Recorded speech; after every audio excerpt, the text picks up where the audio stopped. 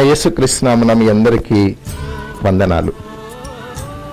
ఈరోజు పరిశుద్ధ వాక్య గ్రంథంలో మత్తయి శుభవార్త 26వ అధ్యాయము 28వ వచనాన్ని ధ్యానం చేసుకుందాం. ఇది నా రక్తము అనగా పాప క్షమాపణ నిమిత్తము అనేకుల కొరకు చిందింపబడుచున్న నిబంధన రక్తము. అవును, కళ్ళు వంచుకొని చిన్న ప్రార్థన చేసుకుందాం. పరిశుద్ధమైన మా తండ్రి, కృపగల మా యేసయ్య, శక్తివంతమైన పరిశుద్ధాత్మ సర్వేశ్వర, మీ త్రిత్వేక సన్నిధికి స్తోత్రం రాజా. అయ్యా, నీవు ప్రేమతో అయ్యా ప్రభా మమ్మల్ని నీ రూపంలో సృష్టి చేసుకున్నావు, నీ వల్లనే జీవించడానికి ఇష్టపడ్డావు నాయన. మా పితరులు కానీ మేము కానీ ప్రభా నీ ఇష్టం కాదు, కానీ మా ఇష్టం వచ్చినట్లు జీవించే ప్రభా ఈ లోకంలో అనేక పాప శాపములు సంపాదించుపెట్టుకొని నాశనమైపోతుండగా ప్రభా మమ్మల్ని చూసి కనికరముతో ప్రభా నీవు ఈ లోకంలో నీకు మనుషులతారుడు దిగి వచ్చి నీ పరిశుద్ధ శరీర రక్తంలోని ఆఖరి రక్తపు బొట్టు వరకు భూమి ఆకాశములందు మా కోసం త్యాగం చేసిన యేసుక్రీస్తువానికి స్తోత్రం తండ్రి. నీ ప్రేమకు స్తోత్రం రాజా, నీ కృపకు స్తోత్రం తండ్రి, నీ త్యాగమునకు స్తోత్రం రాజా. నీ పరిశుద్ధ శరీర రక్తంలో మా కోసం సమర్పణ చేయబడినని ఇంకా తెలుసుకోలేకపోతున్నామనైనా, ఇంకా ఈ లోక ఆశల ప్రభా ఈ అంధకారములో పడి కొట్టు మెట్టాడుతుండగా పరిశుద్ధాత్మ వెలుగు రూపంలో మా మధ్య సంచరిస్తున్నావు, నీకు స్తోత్రం తండ్రి, స్తోత్రం రాజా. అయ్యా ప్రభా ఈ రోజు అయ్యా ప్రభా నీవు మాకిచ్చిన నీ అదృష్టం బట్టి స్తోత్రం రాజా. ఎందరికీ అదృష్టం లేకపోయాయా ప్రభా నీ సన్నిధిలో నీ వాక్యమును ప్రకటించడానికి అయ్యా ప్రభా మమ్మల్ని ఎంచుకున్నావు, నీకు స్తోత్రం తండ్రి. ఈ వాక్యం వినుచున్న ప్రతి బిడ్డ మనస్సును నీ ఆధీనం నందు ఉంచుకుని అడుగుచున్నాను తండ్రి. ప్రతి శరీరం నీ పాదములకు అంటగొట్టుకుని అడుగుచున్నాను తండ్రి. నా శరీరం పరిశుద్ధ అగ్నితో దహించి దహించి దహించే ప్రభా సంపూర్ణంగా మరణింపజేసే ప్రభా ఈ నోటిని యెషయా నోటిని కాల్చినట్లు నీ పరిశుద్ధ అగ్నితో కాల్చిన అయినా యెహెజ్కేలు నోటిలో ఎలా తీయని మాటలు నుంచి మాట నుంచి ఇర్మీయా ఆనందమును పొందొచ్చు. నీ పరిశుద్ధ రక్తము యొక్క శక్తిని నీ బిడ్డలకు ప్రకటించుటకు నీవే నన్ను మరుగున పరుచుకొని నీ పరిశుద్ధమైన శక్తితో మాట్లాడమని యేసుక్రీస్తు వారి దివ్యనామమున ప్రార్థించి వేడుకొంచున్నాము తండ్రి, ఆమేన్, ఆమేన్. వాక్యాన్ని ఒక్కసారి పఠిద్దాం. ఇది నా రక్తము అనగా పాప క్షమాపణ నిమిత్తము అనేకుల కొరకు చిందింపబడుచున్న నిబంధన రక్తము. దేవునికి స్తోత్రం. ప్రభు అంటున్నాడు, ఇది నా రక్తము. ఈ రక్తము ఎవరి కోసం చెల్లించబడుతుంది అంటే అనేకుల పాప పరిహారార్థం. అనేకులంటే ఒక క్రైస్తవులు కాదు, ఒక క్రైస్తవ బిడ్డలే కాదు, ఈ లోకములో తన రూపంలో ఉన్న ప్రతి బిడ్డ రక్షింపబడాలనే ఉద్దేశముతోటి యేసు ప్రభు తన రక్తాన్ని మన కోసం చిందిస్తున్నానని వాక్యం ప్రకటిస్తుంది. అటువంటి పరిశుద్ధ రక్తం అది. అందుకే యేసుప్రభు తన రక్తాన్ని ఒక నగరం లోపల లేకుంటే ఒక గది లోపల తన రక్తాన్ని చిందించలేదు. హెబ్రీయులకు రాసిన లేఖ 13వ అధ్యాయము 12వ వచనంలో ప్రభు అంటున్నాడు, యేసు కూడా తన స్వరక్తం చేత ప్రజలను పరిశుద్ధపరచుటకై గవిని వెలుపల శ్రమ పొంది. తన రక్తాన్ని గవిని వెలుపల నగరము వెలుపల ఒక ఉన్నత స్థానంలో ఒక ఉన్నత పర్వతం మీద, అది కపాల కొండ మీద, పుర్రె అనే కొండ మీద తన రక్తాన్ని ఈ ప్రపంచంలోని ప్రజలందరినీ శుద్ధి చేయడానికి ప్రభు సమర్పించాడు. అంటే ఆయన ఉద్దేశము ఆ రక్తం ద్వారా ప్రతి బిడ్డ ఈ లోకంలో ప్రతి జీవి ప్రతి మానవం కూడా శుద్ధి చేయబడాలనే ఏకైక దీక్ష ఆయనది. అయితే ఇక్కడ ప్రశ్న ఏంటంటే, అసలు ప్రజలు శుద్ధి చేయబడటానికి రక్తము ఎందుకు సమర్పణ చేయబడాలి? ఇది ఒక ప్రశ్న. ఎందుకు సమర్పణ చేయబడాలి అంటే, ఇప్పుడు ఉదాహరణకి నేనిప్పుడు జీవంతో ఉన్నాను కనుక ఎదుటి నీకు ఏదన్నా సహాయం చేయగలను జీవంతో ఉన్నవాడికి. ఒకవేళ నేను మరణిస్తే నేను ఎవరికి సహాయం చేయలేను. ఈ జీవము ఎక్కడ ఉన్నది? రక్తంలో ఉన్నది. రక్తంలో ప్రాణం ఉన్నది. అదే లెవికాండము 17వ అధ్యాయము 11వ వచనంలో ఇదే మాట ప్రభు సెలవిస్తారు, రక్తము దేహమునకు ప్రాణము. మీ నిమిత్తము ప్రాయశ్చిత్తము చేయనట్లు బలిపీఠము మీద పోయిటకై దానిని మీకిచ్చితిని. రక్తము దానిలోనున్న ప్రాణమును బట్టి ప్రాయశ్చిత్తము చేయును. అవును, రక్తము ప్రాణము. రక్తములో ప్రాణం ఉన్నది. ప్రాణము గల రక్తము, ప్రాణము గల వేరొక రక్తాన్ని శుద్ధి చేసే శక్తి ఉంది. కనుక ఆ రక్తము చిందిస్తేనే పాప క్షమాపణ జరుగుతుందని హెబ్రీయులకు రాసిన లేఖ 9వ అధ్యాయం 22వ వచనములో పౌలు గారు సెలవిస్తారు. మరియు ధర్మశాస్త్రం ప్రకారము సమస్త వస్తువులను రక్తము చేత శుద్ధి చేయబడిననియు రక్తము చిందింపకుండా పాప క్షమాపణ కలుగుదనియు సామాన్యముగా చెప్పవచ్చు. ఆ రక్తము చిందించినదే ఏ పాప క్షమాపణ జరగదు. ఎవరికి పాప క్షమాపణ జరగదు. ఒక విచిత్రమైన రహస్యం ఏంటంటే, మనము క్షుణ్ణంగా గనక ఆలోచిస్తే, నువ్వు ఏ దేశానికి చెందిన, నువ్వు భారతీయుడివైనా, నువ్వు అమెరికన్ అయినా, నువ్వు ఇంగ్లాండ్ వాడివైనా, నువ్వు లేకుంటే నువ్వు నల్లగా ఉన్నా, తెల్లగా ఉన్నా, నువ్వు స్త్రీవైనా, పురుషుడివైనా, పిల్లవాడివైనా, ఎవరివైనా, ఏ కులానికి చెందిన, ఏ మతానికి చెందిన, ఒక్క చిన్న విషయము, ప్రతి మనిషి ఒక ఘాటు పెట్టి గనక రక్తాన్ని బయటికి తీస్తే రక్తము రంగు ఎరుపు. రక్తము రంగు ఎరుపు. ఇది ప్రభు సృష్టి. ప్రభు సృష్టిలో తాను సృష్టించిన ప్రతి మానవుడు ఒకే విధమైన ప్రాణాన్ని, ఒకే విధమైన రక్తాన్ని కలిగి ఉండాలనే ఉద్దేశంతో ప్రభు రక్తానికి ఆ రంగునిచ్చాడు.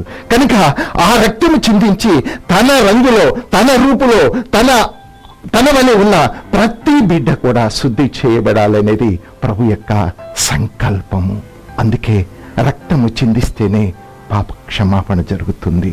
రక్తము చిందించినదే పాప క్షమాపణ జరగదు అనే ఉద్దేశంతో ఆ జీవము గల రక్తాన్ని, ఆ ప్రాణము గల రక్తాన్ని ఇచ్చి మన జీవముతో ఉన్న, అపరిశుద్ధతో ఉన్న మన ప్రాణాలన్నింటినీ శుద్ధి చేయటానికి యేసు ప్రభు మన కోసం తన రక్తాన్ని కలవరిలో సమర్పణ చేశాడు.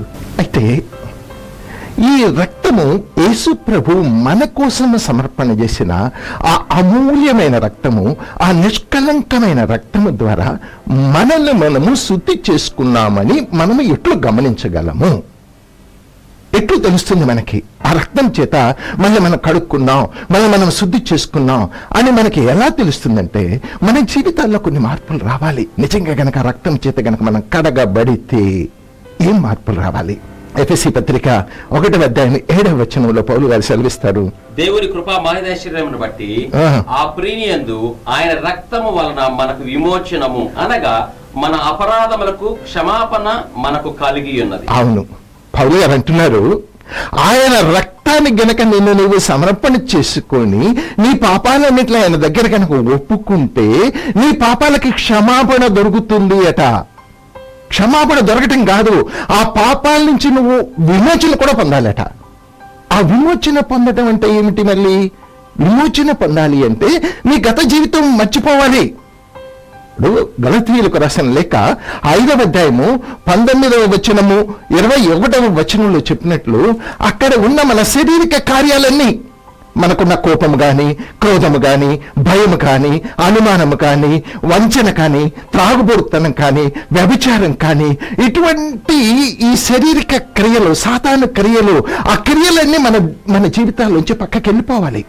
ఇంతకుముందు నువ్వు తాగుతుంటే ఈ రోజు నువ్వు మానుకోవాలి. నీ తాగుని ప్రభు దగ్గర సమర్పణ చేసావనుకో, ఈ రోజు ఆయన రక్తం చేత శుద్ధి చేసుకోవాలి, నువ్వు ఇష్టపడ్డావనుకో, ఆ తాగుడు జీవితం నుంచి నువ్వు బయటపడాలి. అది విమోచన.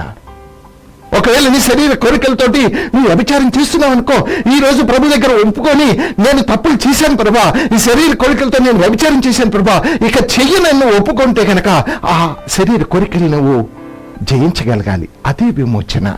నీలో స్వార్థం ఉంటే, నీలో అహం ఉంటే, నీలో కోపం ఉంటే వాటిని కూడా తగ్గించుకొని జీవించగలగటము అదే విమోచన. అటువంటి విమోచన నిజంగా కనుక నువ్వు యేసు ప్రభు రక్తానికి సమర్పణ చేసుకుంటే నీ పాపాలు కడగబడి అటువంటి విమోచన నీకు దొరుకుతుంది.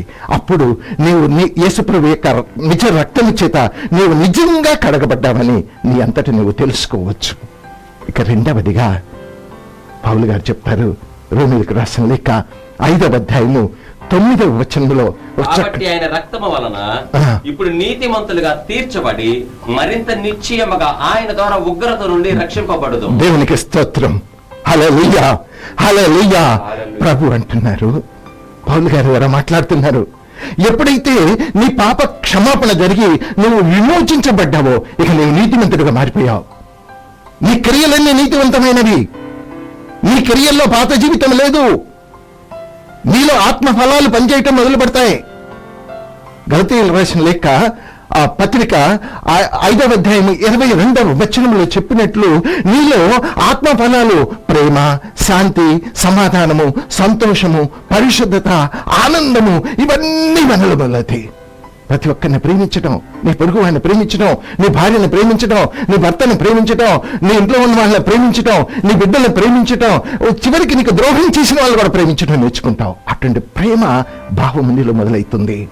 నీలో కష్టంలో, అలానే సుఖంలో, వ్యాధిలో, బాధలో సర్వవేళ ఆనందం, ప్రభు నంద ఆనందం, ప్రభు శక్తి నంద ఆనందం, సంతోషం, అటువంటి ఆత్మ ఫలాలు నీలో పనిచేయటం మొదలు పెడతాయి. అప్పుడు నీవు నీతివంతుడిగా మారినట్లు అర్థం చేసుకోవచ్చు. ఇది 2వ మార్పు. అప్పుడే యేసు ప్రభు రక్తం చేత నువ్వు నిజంగా కడగబడ్డావని తెలుసుకునే ఒక శక్తి నీకొస్తుంది. తెలుసుకోవాలి, ప్రతి ఆయన బిడ్డ తెలుసుకోవాలనేది యేసు ప్రభు కోరిక.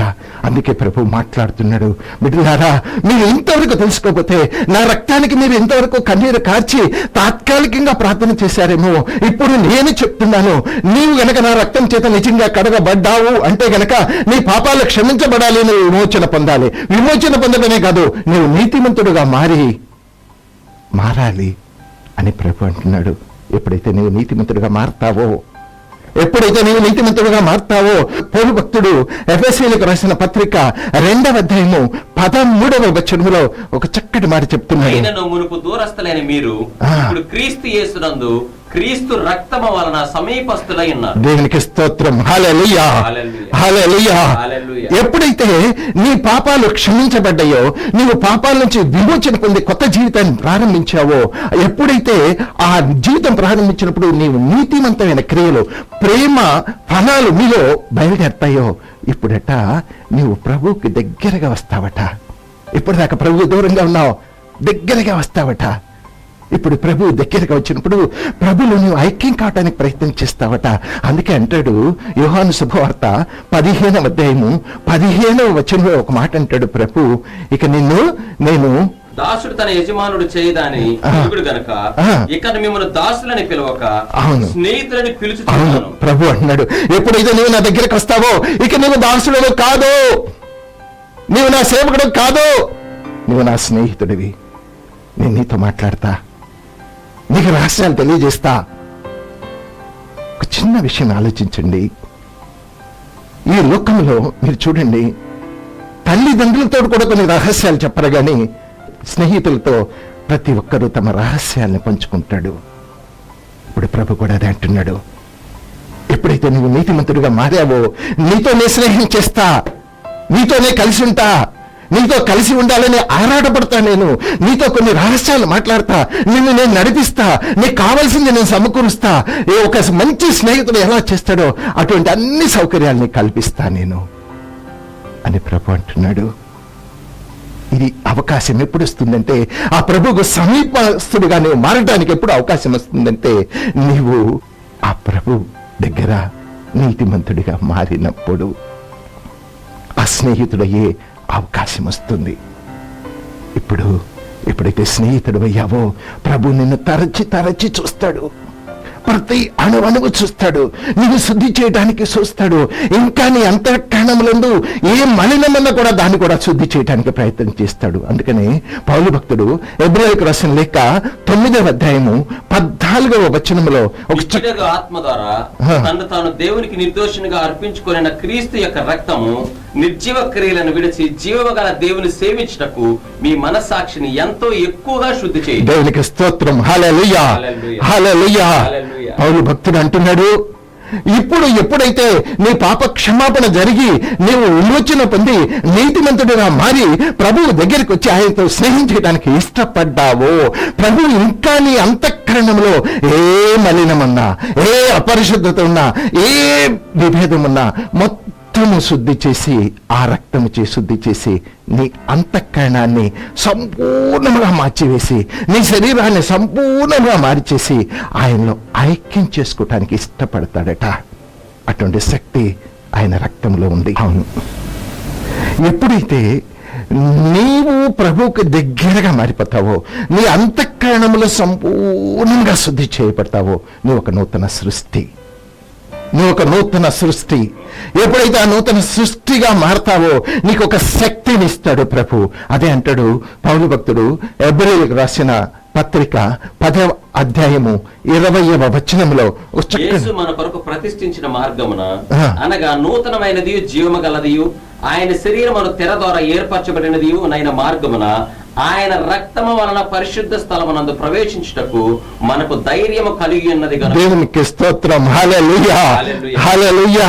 పౌలు భక్తుడు అంటున్నాడు ఇప్పుడు ఆ ప్రభు యొక్క ఆ పరిశుద్ధ స్థలాన ప్రవేశించడానికి నీకు ఒక ధైర్యం వస్తుందట, ఒక శక్తి వస్తుందట, ఒక పరిశుద్ధత వస్తుందట, ఒక అమూల్యమైన గుణం నీలోకి ప్రవేశిస్తుందట.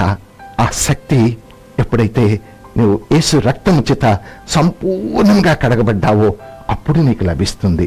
ఎప్పుడు సంపూర్ణంగా కడగబడతావు, ఎప్పుడు సంపూర్ణంగా కడగబడ్డావని నువ్వు తెలుసుకుంటావంటే మొట్టమొదట ఆయన దగ్గర మన పాపాలని సమర్పణ చేసుకోవాలి. మన పాపాలకు మన్నింపు దొరకాలి. దొరికిందని ఎలా తెలుస్తుంది? ఎలా విమోచించబడ్డావని తెలుస్తుంది?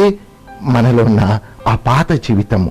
ఇప్పుడు ఎఫెసీయులకు రాసిన పత్రిక 4వ అధ్యాయము 22వ వచనం నుంచి 24వ వచనం వరకు పౌలు భక్తుడు చెప్తున్నాడు. కావున మునుపటి ప్రవర్తన విషయంలోనైతే మోసకరమైన దురాశల వలన చెడుపు మీ ప్రాచీన స్వభావమును వదులుకొని మీ చిత్త వృత్తి యందు నూతన పరచబడిన వారై నీతియు యథార్థమైన భక్తి గలవారై దేవుని పోలికగా సృష్టింపబడిన నవీన స్వభావమును ధరించుకొనవలెను. దేవునికి స్తోత్రం. అదే అంటాడు పౌలు భక్తుడు. ఇప్పుడు నీ పాత జీవితం పోతుంది, విమోచించబడ్డావంటే నవీన స్వభావము, కొత్త స్వభావం వస్తుంది నీలో. పాత అలవాట్లన్నీ పోతాయి. ఇప్పుడు నీవు నీతిమంతుడిగా మారతావు, నీతిమంతుడిగా మారతావు. ఆ వెలుగు నీలోకి ప్రవేశిస్తుంది, ఆ ప్రేమ నీలోనికి ప్రవేశిస్తుంది. ఎందుకంటే 1 యోహాను 7:8 చెప్తాడు, దేవుడు వెలుగట, దేవుడి వెలుగట. ఆయన వెలుగులో ఉన్న ప్రకారము మనమును వెలుగై నడిచిన ఎడల మనం అన్యోన్య సహవాసం గలవారు ఎందుము. దేవునికి స్తోత్రం. అప్పుడు ఆయన కుమారుడైన యేసు రక్తం ప్రతి పాపలను మన పవిత్రులుగా చేయి. దేవుని స్తోత్రం. అదే అంటాడు ఆయన వెలుగు. ఆ వెలుగులో నడవడానికి ఇష్టపడితే నువ్వు శుద్ధి చేయబడి ఉంటావు. ఇప్పుడు ఆ వెలుగులోనే నడుస్తావు. ఆ వెలుగులో నడవాలి అంటే నీలో ఎటువంటి చీకటి ఉండకూడదు, చీకటి గుణములు ఉండకూడదు. ఉండవు. నీతిమంతుడిగా మారిపోయావు. రెండవ మార్పు నీ జీవితంలో యేసు ప్రభు రక్తం చేత కడగబడ్డానికి. ఇక 3వ మార్పు మనం చూసాం. ఆ నీతిమంతుడిగా మారినప్పుడు ఆయన నీతో స్నేహం చేస్తాడు. స్నేహం చేసిన తర్వాత నీ అంతఃకరణాల్లో ఇంకా ఏమల్లమన్నా శుద్ధి చేయబడతావు. ఇప్పుడు ఆ పరిశుద్ధ స్థలాన్ని సందర్శించడానికి నువ్వు శక్తిని పొందుతావు. ఇలా శక్తిని పొంది నీ జీవితంలో, నా జీవితంలో ఇటువంటి మార్పులు వచ్చినప్పుడు నిజంగా అక్కడ యేసు రక్తము పనిచేస్తుంది. యేసు రక్తం యొక్క శక్తి పనిచేస్తుంది. యేసు రక్తంలో ప్రాణం ఉన్నది, యేసు రక్తంలో జీవం ఉన్నది, యేసు రక్తంలో శక్తి ఉన్నది, యేసు రక్తంలో విమోచన ఉన్నది, యేసు రక్తంలో స్వస్థత ఉన్నది, యేసు రక్తంలో విజయం ఉన్నది. ఆ రక్తానికి ఎక్కడ సమర్పణ చేసుకున్నా అక్కడ విజయమే. ఒకసారి ఒక ప్రాంతంలో ఒక బిడ్డను తీసుకొచ్చారు. ఆ బిడ్డ పరిస్థితి ఏంటంటే భయంకరమైన అపరిశుద్ధాత్మ. తిరిగారు పాపం, ఆస్తులన్నీ అమ్ముకుని దేశం అంతా తిరిగారు. తిరిగి ఖర్చు పెట్టుకొని మొత్తం పాడు చేసుకొని చివరికి ఒక ఆయన దగ్గరికి వెళ్తే ఆయన చెప్తున్నాడట, ఇదిగో నేను రాసినవన్నీ తీసుకురండి, ఒక్కొక్క సిట్టింగ్కి 10,000 ఖర్చు అవుతాయి, ఇలా 3 సిట్టింగ్లు కూర్చోవాలి. పాపం డబ్బులు లేవు. ఎవరు చెప్పగా అయ్యా అక్కడికి వెళ్తే ఈ బిడ్డకి స్వస్థత, ఈ బిడ్డకి విడుదల అంటే వినిపించుకోవట్లా. చివరికి చెప్పగా ఒకసారి బయలుదేరి వచ్చారు. వచ్చినాక ప్రభు వాక్యం ప్రకటించబడుతుంది. ప్రకటించబడినాక వాక్యములో కుటుంబం అంతా కూర్చున్నారు. వాక్యాన్ని ఆలకించారు. ఆలకించినాక ఆ బిడ్డని తీసుకొస్తున్నారు. ఆ బిడ్డ పరిస్థితి ఎంత అపరిశుద్ధత చేత బంధించబడి ఉందంటే ఆ బిడ్డని పట్టుకోవటం ప్రజల వీలు కాట్లా. ఒక్కటే, యేసయ్యా నీ రక్తంలో శక్తి ఉంది, నీ రక్తంలో నిజమైన విమోచన ఉంది కనుక నీ రక్తానికి బిడ్డను సమర్పణ చేస్తున్నాను అని యేసు రక్తానికి ఎప్పుడైతే సమర్పణ చేయబడినదో వెంటనే ఆ బిడ్డకు విడుదల, నూతన జీవితం, కొత్త జీవితం. అటువంటి శక్తి ఉంది యేసు రక్తములో. ఆ శక్తి ఉంది యేసు రక్తంలో. ఆ శక్తి ప్రతి ఒక్కరూ పొందుకోవాలి. తన రూపంలో ఉన్న ప్రతి బిడ్డ పొందుకొని ఆ యేసు రక్తం ద్వారా విమోచన పొందాలి. యేసు రక్తం ద్వారా నీతిమంతులుగా మారాలి. యేసు రక్తం ద్వారా ప్రతి బిడ్డ తనతో స్నేహం చేయాలి, తన యొక్క నూతన వెలుగును పొందాలి, ప్రతి అంతఃకరణము శుద్ధి చేయబడాలి అని ఏకైక కోరికతోటి ఆయన మనందరి కోసం అదిగో ఆ కల్వరి గిరిలో ఒక ఉన్నత ప్రదేశంలో, ఈ ప్రపంచంలో, ఈ సృష్టిలో ఉన్న ప్రతి ఒక్కరూ రక్షణ పొందాలని తన రక్తాన్ని సమర్పణ చేశాడు. అటువంటి పరిశుద్ధ రక్తం యేసు రక్తం. అందుకే అంటాడు ప్రకటన గ్రంథము 7వ అధ్యాయము 14-15 వచనాల్లో ఒక చక్కటి మాటలు చెప్తాడు. అందుకు నేను, అయ్యా నీకే తెలియనని అతడు ఇలాగ నాతో చెప్పెను, వీరు మహాశ్రమ అనుభవించి వచ్చిన వారు గొర్రె పిల్ల రక్తములో తమ వస్త్రములు ఉదుకుకొని వాటిని తెలుపు చేసుకునేది. అందువలన వారు దేవుని సింహాసనం ఎదుట ఉండి దివారాత్రములు ఆలయములో ఆయన సేవించుచున్నారు. దేవునికి స్తోత్రం. హల్లెలూయా, హల్లెలూయా. అది అంటాడు యోహాను భక్తుడు. యేసు రక్తములో వీళ్ళు తమ వస్త్రాలని, క్షాళను మర్చుకొని ఆ రక్తాలను, నలుపుగా ఉన్న వస్త్రాలని, అపరిశుద్ధంగా ఉన్న వస్త్రాలని వాళ్ళు శుద్ధి చేసుకొని తెల్లగా మార్చుకున్నారట. ఆ పరిశుద్ధ వస్త్రాలు ధరించారు వీళ్ళు. నా రక్తం చేత శుద్ధి చేయబడి ఆ పరిశుద్ధమైన జీవితాన్ని మీరు ధరించారు వీళ్ళు. కనుక ఆ పరిశుద్ధమైన జీవితాన్ని ధరించారు కనుక వీళ్ళు ఇక నా దగ్గర అహోరాత్రముల సేవ చేసుకోవటానికి, నా నామాన్ని ప్రకటించడానికి, నా వాక్యాన్ని ప్రకటించడానికి, నా శక్తిని వెల్లడి చేయటానికి, నా నామాన్ని అద్భుతాలు చేయటానికి ఈ బిడ్డలందరికీ నేను శక్తినిస్తున్నానని యేసు ప్రభు యోహాను ద్వారా ప్రకటన చేస్తున్నాడు. ఈ రక్తం ద్వారా మనందరం శుద్ధి చేయబడాలి. కనుక కళ్ళు మూసుకొని ఒక చిన్న ప్రార్థన చేసుకుందాం. పరిశుద్ధుడైన మా తండ్రి, అయ్యా నీ రక్తము ద్వారా, నీ రక్తములో ఉన్న శక్తిని, నీ రక్తములో మేము ఎలా కడగబడాలని నువ్వు మాతో మాట్లాడినందుకు స్తోత్రం రాజా. ఇప్పుడు నీ సన్నిధిలో ఏ ప్రభా ఎవరైతే ఏ ప్రభా తలలో వంచి ఉన్నారో ఏ ప్రభా ప్రతి బిడ్డ మీద ఏ ప్రభా నీవు కల్వరిలో మాపై కాచుటకు ఇష్టపడిన ఆ శిలువలోంచి కారుతున్న రక్తమున ఏ ప్రభా ప్రతి బిడ్డ మీద ఇప్పుడు కుమ్మరించమని అడుగుచున్నాను తండ్రి. అయ్యా ప్రభా బిడ్డలు ఏ ఆలోచనతో నీ సన్నిధిలో కూర్చున్నారో అయ్యా ప్రభా, ఏ విడుదల కావాలని నీ సన్నిధిలో కూర్చున్నారో ప్రభా, ఏ అనారోగ్యం నుంచి విడుదల పొందాలనుకున్నారో ప్రభా, ఏ అపరిశుద్ధ శక్తి నుంచి విడుదల పొందాలనుకున్నారో ప్రభా, ఏ ఆర్థిక ఇబ్బంది నుంచి విడుదల పొందాలనుకున్నారో ప్రభా, అటువంటి ప్రతి అయ్యా ప్రభా దురాత్మ నుంచి అయ్యా ప్రభా నీ బిడ్డలకు విడుదల దయచేసి నీ రక్తంతో బిడ్డలను శుద్ధి చేసి నీ సన్నిధిలో ప్రభా సమర్పణ చేసుకునే ప్రభా నీ రక్తమునకు తమను తాము అంగీకరించున్న ప్రతి బిడ్డను అయ్యా ప్రభా నీ పరిశుద్ధ నామన మహిమపరుచుకున్నామని యేసుక్రీస్తు వారి దివ్య నామన ప్రార్థించి వేడుకొంచున్నాం తండ్రి. ఆమేన్, ఆమేన్. యేసు రక్తమే జయం, యేసు రక్తమే జయం.